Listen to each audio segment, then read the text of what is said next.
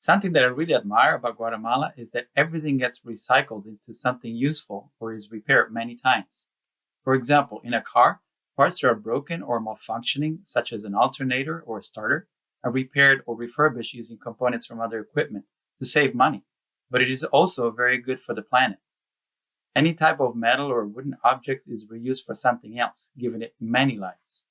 As we all know, things are quite different in many places, and the practice is to replace or throw away defective parts, which is quite wasteful.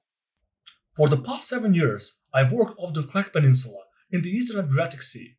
The people there are fishermen, and they have no water supply, so they collect and drink rainwater for most of the year. I always thought that I was the person who tried to save the most water, but staying with them for a lot of time made me admire how they behave towards drinking water and how they manage their water usage. Water is a question of a life and death, and we all should rethink our water usage at home.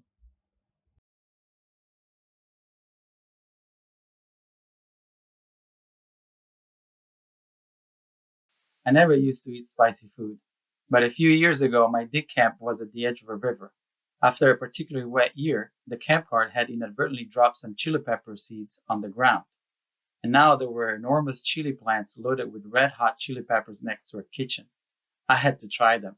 They were super spicy, and the other people on the expedition started challenging each other to see if we could stand the heat in our mouth. After playing a few of these games, I developed a bit of a resistance and started adding them to all my food, partly because I wanted to train myself to win against my crew.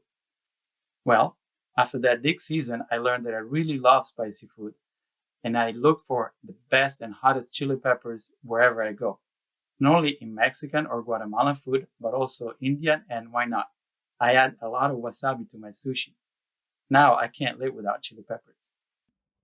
I've spent some time researching the western coast of the Red Sea in Egypt. I made a lot of local friends and was invited for many suppers in their homes. Every time we had a meal, we ate it while seated on the floor, which was something new to me. Since my last time in Egypt, I've become used to this style of eating, and sometimes I have my meal on the floor at home too, especially after a long day in the office or lab.